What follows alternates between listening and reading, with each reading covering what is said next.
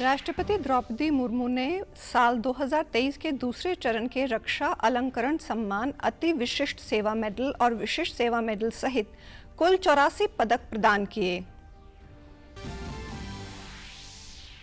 प्रधानमंत्री नरेंद्र मोदी की अध्यक्षता में आज हुई केंद्रीय कैबिनेट की बैठक में लिए गए कई महत्वपूर्ण फैसले। पीएम ने किसानों के लिए 3,70,000 करोड़ रुपए के पैकेज की घोषणा की।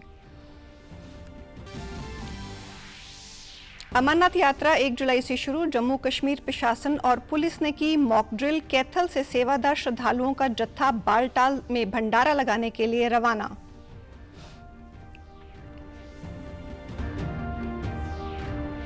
और बल्लभगढ़ पलवल की मेट्रो कनेक्टिविटी के लिए धरातल पर कार्य हुआ शुरू। मुख्यमंत्री मनोहर लाल ने 2 दिन पहले की थी घोषणा।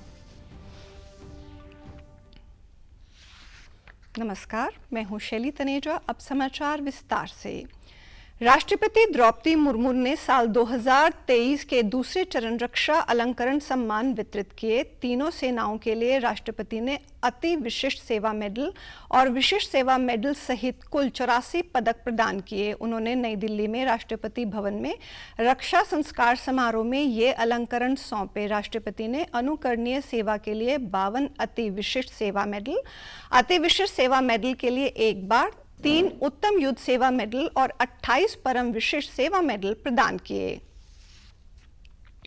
प्रधानमंत्री नरेंद्र मोदी की अध्यक्षता में आज केंद्रीय कैबिनेट की बैठक में कई महत्वपूर्ण फैसले लिए गए। एक प्रेस वार्ता में केंद्रीय सूचना एवं प्रसारण मंत्री अनुराग सिंह ठाकुर और केंद्रीय स्वास्थ्य मंत्री मनसुख मांडविया ने कहा कि पीएम मोदी के अमेरिका और इजिप्ट के सफल दौरे पर सभी कैबिनेट मंत्रियों ने बधाई दी है और कहा कि उनका ये दौरा ऐतिहासिक रहा है। इससे भविष्य में भारत में निवेश की संभावनाएं बढ़ेंगी।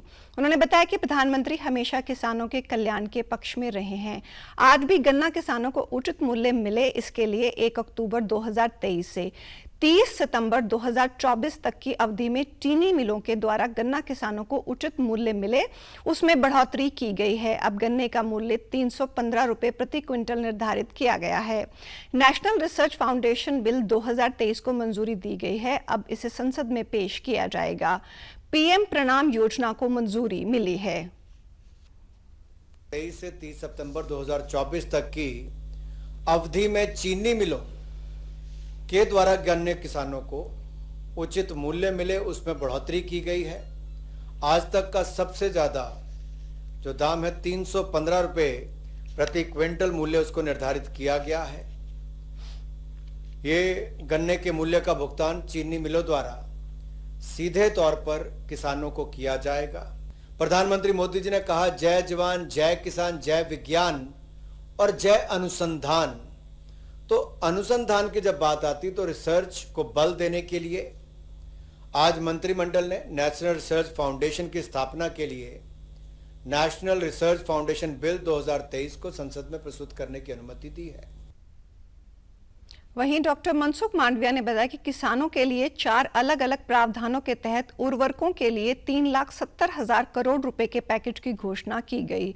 अनावश्यक उर्वरकों के उपयोग को रोकने की योजना का भी ऐलान किया गया। पेट्रोल में इथेनॉल की मिलावट को 10% से ज्यादा करने की भी जानकारी दी गई। 21,000 रुपए प्रति किसान उर्वरक सब्सिडी दी गई है। ने आज किसानों के लिए 3,70,000 करोड़ का एक पैकेज घोषित किया है। ये पैकेज का 4 कंपोनेंट है। एक है हमारी यूरिया स्कीम, जो 2025 तक यानी कि 22-23, 23-24 और 24-25 3 साल के लिए 3,68,000 करोड़ रुपया का प्रावधान किया गया है। पीएम प्रणाम एक ऐसी स्कीम है जो आज तक फर्टिलाइजर सेक्टर सामान्यतः ये सेंट्रल गवर्नमेंट की जिम्मेवारी है, ऐसा करके स्टेट की ओर से सॉइल को बचाने के लिए, 1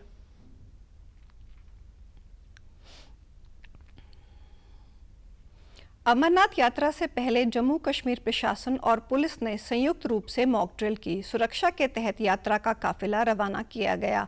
अधिकारियों ने सभी व्यवस्थाओं की जांच की। 2 महीने तक चलने वाली अमरनाथ यात्रा 1 जुलाई से शुरू हो रही है। केंद्रीय स्वास्थ्य मंत्रालय अमरनाथ यात्रियों की स्वास्थ्य सुविधाओं को लेकर तैयारी पूरी करने में जुटा हुआ है। स्वास्थ्य मंत्री डॉक्टर मनसुख मांडविया ने स्वास्थ्य मंत्रालय और DGHS के वरिष्ठ अधिकारियों के साथ अमरनाथ यात्रा पर जाने वाले श्रद्धालुओं के लिए पर्याप्त गुणवत्ता वाली स्वास्थ्य सेवाएं मुहैया करवाने को लेकर बैठक की। श्रद्धालुओं को आधार शिविर यानी बेस कैंप और यात्रा के रास्ते में उपलब्ध करवाई जा रही चिकित्सा संबंधी देखभाल और अन्य स्वास्थ्य सुविधाओं के बारे में जानकारी दी गई। स्वास्थ्य और परिवार कल्याण मंत्रालय ने बालटाल और चंदनवाड़ी से होकर जाने वाले 2 मार्गों पर DRDO द्वारा 200 बिस्तरों वाले अस्पतालों की स्थापना के लिए पूर्ण वित्त पोषण और सहायता प्रदान की है। 1 जुलाई से शुरू हो रही अमरनाथ यात्रा में भक्तों की दिन रात सेवा करने के लिए कैथल से बर्फानी सेवा मंडल का 29वां भंडारा आज बालटाल के लिए रवाना हुआ। बर्फानी सेवा मंडल की ओर से भक्तजनों को खान पान, दवाइयां, रहने की व्यवस्था सहित सभी प्रकार की सुविधाएं उपलब्ध करवाई जाती हैं। मंडल के पूर्व चेयरमैन सुरेंद्र बिट्टू, जीवन शर्मा, राजीव सिंगला इत्यादि ने कहा कि संस्था द्वारा लंबे समय से चंदनवाड़ी और बालटाल पर भंडारे लगाए जाते हैं। भोले बाबा के भक्तों की सेवा करके उन्हें बड़े सुख की अनुभूति होती है।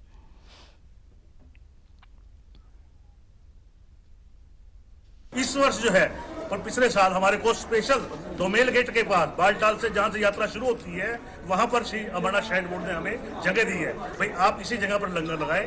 बाकी जैसे भोलेनाथ की बात, देवों के देव महादेव हैं, हमने तो वहाँ प्रत्यक्ष प्रमाण देखा है। जैसे आप कह रहे हैं 1.5 महीना 2 महीने वहाँ रहते हैं। जब हम सारा घर बार छोड़ के जाते हैं तो हमारे घर बार को भोलेनाथ संभालते हैं। आज लगभग 150 लंगर बाबा अमरनाथ यात्रा पर लगते हैं और हमारे लंगर के लगभग 20,000 सेवादार कंटिन्यू लगातार 1.5-2 महीने अमरनाथ यात्रा पर रहते हैं। उन सबका हम सबके ऊपर आशीर्वाद बोले बाबा का है, बाबा अमरनाथ जी का। यहाँ से सभी भक्त इकट्ठे होके सारी शोभा यात्रा जो है ना भंडारे के लिए निकाली गई है। सभी लोग सारे इकट्ठे होके भगवान महादेव का गुणगान करते हुए सारा नगर में घूमेंगे और उसके बाद जैसा भी होगा प्रभु इच्छा होगा। इससे हमारे को इतना आनंद आता है जिसका कोई वर्णन किया नहीं जा सकता। सेवा करने से बहुत आनंद आता है। नगर वासियों ने जो हमें इज्जत और मान दिया है ना, हम नगर वासियों को भी धन्यवाद करते हैं, उनको बधाई के पात्र हैं और जो हमारी ब्रांचें हैं वो भी बधाई के पात्र हैं। हमें बहुत प्रसन्नता होती है जब हम इस बर्फानी सेवा मंडल के साथ जुड़ के इनके साथ इनकी छत्र छाया में रह के हम कुछ सहयोग देते हैं तो हमें बड़ी अंदर से शांति मिलती है। भगवान शिव जी के बिना इस दुनिया में कुछ भी नहीं है और हमें ये लगता है कि हमें जो भी मिला है भगवान जी की कृपा से मिला है। मुख्यमंत्री मनोहर लाल की घोषणा के 2 दिन बाद ही बल्लभगढ़ से पलवल की मेट्रो कनेक्टिविटी के लिए धरातल पर काम शुरू हो गया है।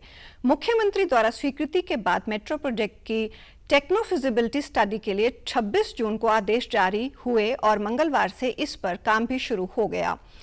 HMRTC की एक टीम ने बल्लभगढ़ से पलवल तक प्रस्तावित MRT कॉरिडोर का दौरा किया। इस कॉरिडोर की कुल लंबाई लगभग 24 किलोमीटर है। बल्लभगढ़ से पलवल तक कॉरिडोर पर स्टेशनों की संभावित संख्या 10 प्रस्तावित है। ये एलिवेटेड मेट्रो रूट होगा और इस पर 180 करोड़ रुपए प्रति किलोमीटर की अनुमानित लागत आएगी। पूरे प्रोजेक्ट पर 4,320 करोड़ रुपए की लागत आने का अनुमान है। गौरतलब है कि मुख्यमंत्री ने रविवार को पलवल जिले के गांव गदपुरी में फरीदाबाद लोकसभा क्षेत्र की गौरवशाली भारत रैली के दौरान इस मेट्रो प्रोजेक्ट की घोषणा की थी। प्रधानमंत्री नरेंद्र मोदी ने शुक्रवार को अमेरिका की अपनी पहली अधिकारित यात्रा समाप्त करते हुए कहा कि भारत अमेरिका के संबंधों की एक नई गौरवशाली यात्रा शुरू हो गई है। दुनिया 2 महान लोकतंत्रों को अपने रिश्ते मजबूत करते हुए देख रही है। वहीं भारतीय उद्योग जगत ने प्रधानमंत्री नरेंद्र मोदी की अमेरिका यात्रा के नतीजों की सराहना की है, जिस पर एस्पोचैम के महासचिव CII अध्यक्ष और KKR इंडिया के पूर्व CEO का कहना है कि इस यात्रा से न केवल दुनिया बल्कि भारत को आर्थिक क्षेत्र में भी काफी लाभ मिलेगा। The visit of Prime Minister Narendra Modi to the United States has been very successful with productive talks with President Joe Biden resulting in several substantive outcomes relating to defense acquisitions, which will enhance national security, access to critical technology, the Artemis Accord for space cooperation, and several other areas, including, for example, resolution of 6 pending trade disputes. Visit to US and Egypt indicates clearly a tipping point in the relationships of these countries with India. It clearly underlines the strategic importance in an evolving global order. The Honorable Prime Minister has a relationship, a rapport with almost all global leaders. वहीं FICCI के अध्यक्ष सुब्रकांत पांडा ने कहा कि PM Modi की America की ऐतिहासिक यात्रा सेमीकंडक्टर, रक्षा अधिग्रहण, महत्वपूर्ण तकनीकों तक पहुंच, आंतरिक सहयोग के लिए एटमी समझौते और कई महत्वपूर्ण परिणामों के साथ बहुत सफल रही है। यात्रा और इजिप्ट यात्रा से जितनी सफलताएं आई हैं उसमें भारत का व्यापार जगत और विशेष रूप से FICCI federation of Indian chambers of commerce and industry अत्यंत प्रसन्न है, क्योंकि जो ICET है, initiative of critical and emerging technologies, उसके अंतर्गत चाहे वो डिफेंस में हो या स्पेस में हो या सेमीकंडक्टर्स में हो, ये अग्रीमेंट्स ऐसे हैं जो सरकार ने हमारा रास्ता बना दिया है और निजी जगत उसमें जाके आगे काम करेगा, परस्पर संवाद करके व्यापार करेगा। मुख्यमंत्री मनोहर लाल ने कल चंडीगढ़ में व्यायामशालाओं के निर्माण, हस्तांतरण व रखरखाव के संबंध में विभिन्न विभागों के साथ समीक्षा बैठक की। इस अवसर पर स्वास्थ्य मंत्री अनिल विज भी उपस्थित थे। बैठक में मुख्यमंत्री को जानकारी दी गई कि पहले चरण में 1000 योगशालाओं या व्यायामशालाओं में से 729 का निर्माण कार्य पूरा हो चुका है। 648 योग सहायकों को नियुक्त किया गया है जो लोगों को योग प्रशिक्षण दे रहे हैं। मुख्यमंत्री ने अधिकारियों को निर्देश दिया कि योगशालाओं की कैटेगरी बनाई जाए ताकि उनका मूल्यांकन किया जा सके। उन्होंने कहा कि योजना आरंभ करने का मुख्य उद्देश्य युवाओं को योग के अलावा कबड्डी व अन्य ग्रामीण पृष्ठभूमि के पारंपरिक खेलों से जोड़ना है। मुख्यमंत्री ने कहा कि जिला परिषद के मुख्य कार्यकारी अधिकारियों को व्यायामशालाओं की मॉनिटरिंग की जिम्मेदारी दी जानी चाहिए। उन्होंने कहा कि हरियाणा योग आयोग की सलाह पर पतंजलि से प्रशिक्षित योग साधकों को 11,000 रुपए के मानदेय पर योग सहायक लगाया गया था, जिन्हें अब HKRN के तहत लाकर उनका मानदेय बढ़ाकर 17,000 रुपए किया गया है।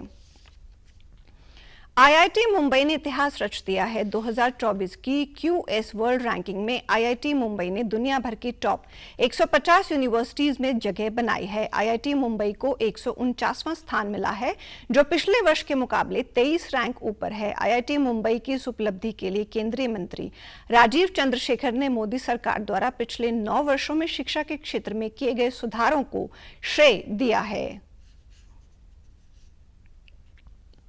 This is a tangible, visible sign that Prime Minister Narendra Modi ji believes that the future of India will be scripted by, built by the energies, determination, the vision and the innovation of our young Indians, and that he has created an education environment and an education system and education policies that is currently making Indian students more and more globally competitive, more and more capable to take and pursue the opportunities that are emerging in the coming years.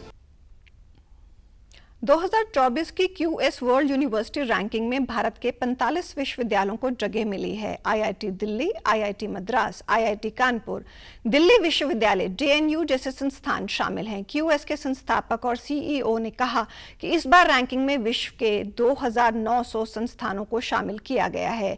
उन्होंने IIT Mumbai को सर्वोच्च rank हासिल करने पर बधाई दी है। And I'd like to congratulate Indian universities in their ever-improving performance. We've rated 2,900 institutions for this year's ranking system, and there are 45 Indian universities that are appearing in the ranking. That is a 297% increase over the last 9 years. So really continuous, steady improvement by Indian universities. राज्यपाल बंडारू दत्तात्रेय ने झज्जर प्रवास के दूसरे दिन सवेरा school पहुंचकर दिव्यांग बच्चों से मुलाकात की। इस दौरान बच्चों और शिक्षकों से बातचीत की। उन्होंने स्कूल में शैक्षणिक गतिविधियों के लिए शासन और प्रशासन के प्रयासों की भी सराहना की। उन्होंने कहा कि इसके लिए महिला शिक्षक भी विशेष रूप से बधाई की पात्र हैं। दिव्यांग बच्चों ने राज्यपाल के सामने सांस्कृतिक कार्यक्रम भी प्रस्तुत किए। राज्यपाल ने अपने संबोधन में मानव सेवा को सबसे बड़ा धर्म बताया। उन्होंने कहा कि हर व्यक्ति को मानव सेवा करनी चाहिए और इसे अपनी दिनचर्या का हिस्सा बनाना चाहिए। शिक्षकों ने अभिभावकों से भी ज्यादा बढ़कर इन बच्चों के लिए कुछ कर दिखाया है। बच्चों की पढ़ाई, फिटनेस और अन्य सांस्कृतिक गतिविधियों पर संस्था का पूरा फोकस है, जो कि सराहनीय है।